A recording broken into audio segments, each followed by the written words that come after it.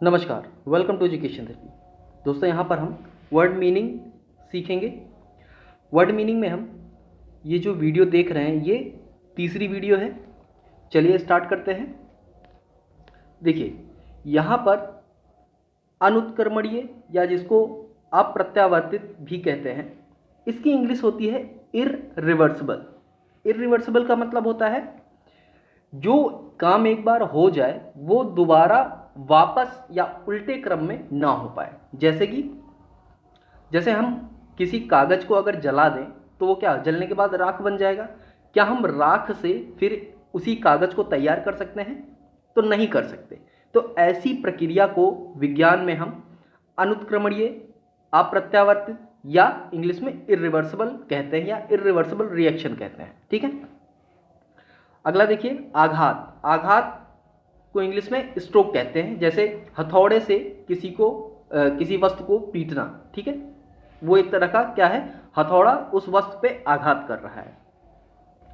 इसके बाद देखिए, उत्क्रमणीय या जिसको हम कहते हैं प्रत्यावर्तित, इसको इंग्लिश में हम कहते हैं रिवर्सिबल।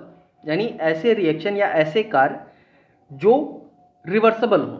अब रिवर्सिबल का मतलब जैसे पानी है, पानी को हम फ्रिज में रखकर जमाकर बर्फ बना सकते हैं तो बर्फ बन जाता है। लेकिन बर्फ को अगर हम सामान्य ताप पे रख दें तो क्या होगा, या गर्म करें बर्फ को तो वो दोबारा पानी में परिवर्तित हो जाएगा। तो ये क्या है, ये रिवर्सिबल प्रक्रिया है। ठीक है, इसको हम प्रत्यावर्तित या उत्क्रमणीय प्रक्रिया कहते हैं। आगे देखिए, ऊष्मा। ऊष्मा को हम हीट कहते हैं इंग्लिश में। इसके बाद संगठन। देखिए, संगठन और संगठन, संगठन में होता है क्या, कई लोगों को मिलाना, और संगठन का मतलब होता है, इसको इंग्लिश में हम कहते हैं कंपोजिशन। मतलब होता है कि किन किन चीज़ों से मिलकर कोई वस्तु बनी है। ठीक है, तो जो जो चीज़ें मिली होती हैं उसको हम कंपोजिशन कहते हैं। जैसे जो दवाइयाँ होती हैं, अक्सर देखे होंगे दवाइयों में कई सारी चीज़ें लिखी होती हैं, तो वो दवाई जो है वो उन सभी चीज़ों की एक निश्चित मात्रा को मिला के बनाई जाती है, तो उसको हम संगठन कहते हैं, या उसमें जो चीज़ें मिली होती हैं उसको हम कंपोजिशन कहते हैं। इसके बाद आता है हमारा आलम। आलम क्या होता है, आलम को हम इंग्लिश में कहते हैं फलक्रम।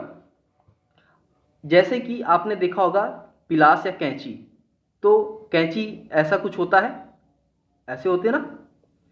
तो ये जो चीज़ होती है जहाँ पे ये मिलते हैं, ये जो ज्वाइंट होता है, इसको हम कहते हैं आलम।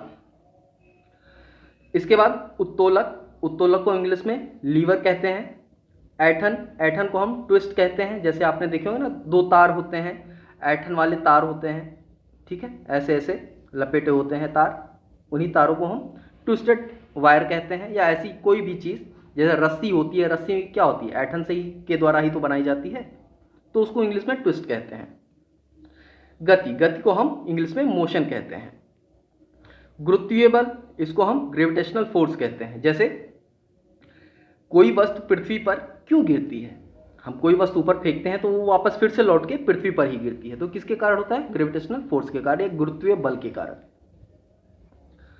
इसके बाद ग्रेविटी, जिसको कहते हैं ग्रेविटी के कारण, तो पृथ्वी क्या है, पृथ्वी एक बल लगाती है, उसको हम ग्रेविटेशनल फोर्स कहते हैं।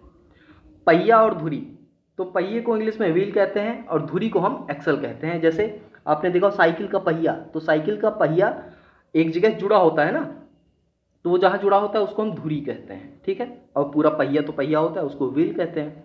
बल, बल को इंग्लिश में हम फोर्स कहते हैं। यंत्र, यंत्र को हम मशीन कहते हैं। यांत्रिक लाभ, इसको हम मैकेनिकल एडवांटेज कहते हैं। किसी भी यांत्रिक कार्य से जो हमें लाभ हो उसको हम मैकेनिकल एडवांटेज कहते हैं या यांत्रिक लाभ कहते हैं। रेखीय गति, रेखीय गति को हम इंग्लिश में लीनियर मोशन कहते हैं। यानी एक स्ट्रेट लाइन में जो वस्तु मोशन करती है या गति करती है उसको हम रेखीय गति कहते हैं। लुढ़कना या लोटना, इसको हम कहते हैं लुढ़कना यानी रोलिंग। कोई वस्तु हम जैसे कोई बॉल है, बॉल ऐसे लुढ़क रही है, आगे की तरफ ऐसे जा रही है, तो ये क्या है, लुढ़कना यानी रोलिंग। बॉल क्या हो रहा है, रोल हो रहा है। इसके बाद घूर्णन गति। घूर्णन गति को इंग्लिश में हम रोटेशनल मोशन कहते हैं। ठीक है, घर्षण। घूर्णन का मतलब रोटेशनल मोशन, कोई बिंदु पे, जैसे एक लट्टू एक बिंदु पे खड़ा नाचता रहे, एक ही जगह पे ऐसे नाचता रहे एक लट्टू, ऐसे ऐसे गोल गोल एक ही बिंदु पे, तो वो क्या है, घूर्णन गति।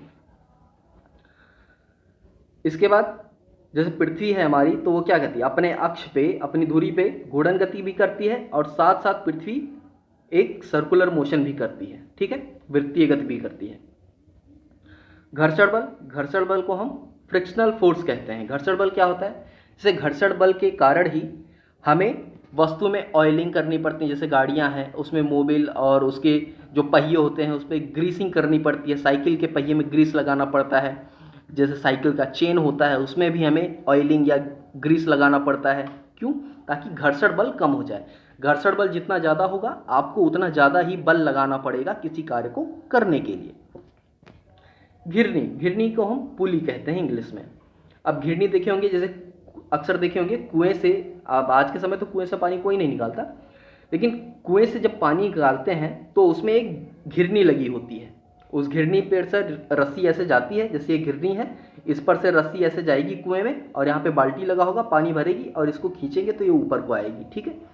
तो इस चीज़ को हम घिरनी कहते हैं। पुली, नत समतल या जिसको हम झुका तल कहते हैं, उसको इंक्लाइंड प्लेन बोलते हैं। अब झुका तल क्या होता है, देखिए झुका तल जो होता है जिसको इंक्लाइंड प्लेन कहते हैं, यानी कोई सड़क है वो इस तरह से है, और सड़क है या कोई चीज़ है, कोई तल है जो इस तरह से तिरछा है और इस पर कोई वस्तु ऐसे चल रही है, आगे जा रही है या ऊपर को जा रही है, किसी भी तरफ जाए, तो इस तरह के सरफेस को या तल को हम इंक्लाइंड प्लेन कहते हैं। वैसे तो इस तरह के तल को हम समतल कहते हैं, ठीक है, लेकिन झुका तल हम इस तरह के तल को कहते हैं। इसके बाद आता है हमारा वृत्तीय गति। वृत्तीय गति को इंग्लिश में सर्कुलर मोशन कहते हैं। जैसे अभी मैंने बताया कि पृथ्वी हमारी क्या करती है, सर्कुलर मोशन भी करती है, साथ साथ रोटेशनल मोशन भी करती है। विस्थापन, विस्थापन को इंग्लिश में हम डिस्प्लेसमेंट कहते हैं। विस्थापन क्या होता है, देखिए किसी दो बिंदुओं के बीच में जो एक सीधी दूरी होती है, स्ट्रेट दूरी होती है, उसको हम डिस्प्लेसमेंट कहते हैं या विस्थापन कहते हैं। वेग, वेग को इंग्लिश में हम वेलोसिटी कहते हैं। पेशीय बल, पेशीय बल क्या होता है, पेशीय बल को इंग्लिश में हम मस्कुलर फोर्स कहते हैं। यानी एक जैसे हम इंसान हैं, हम किसी वस्तु पे बल लगाते हैं, जैसे गाड़ी को धक्का देते हैं स्टार्ट करने के लिए, तो क्या है, हम पेशीय बल देते हैं गाड़ी में, तब जाके गाड़ी का इंजन स्टार्ट हो जाता है, ठीक है।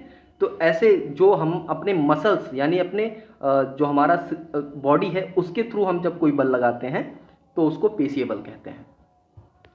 तो ये कुछ शब्द थे विज्ञान के जिनको इंग्लिश में क्या कहते हैं, ये मैंने आपको यहाँ पे बताया है। मैंने कोशिश की है उदाहरण के साथ बताने की। अगर कहीं कोई डाउट हो, कोई चीज़ ना समझ में आई हो तो कमेंट बॉक्स में आप पूछ सकते हैं। उम्मीद है वीडियो पसंद आई होगी, जानकारी अच्छी लगी हो तो चैनल को प्लीज़ सब्सक्राइब करें, वीडियो को शेयर भी करें और लाइक भी करें। तो चलिए आज के लिए बस इतना ही, मिलते हैं नेक्स्ट वीडियो में, तब तक के लिए धन्यवाद।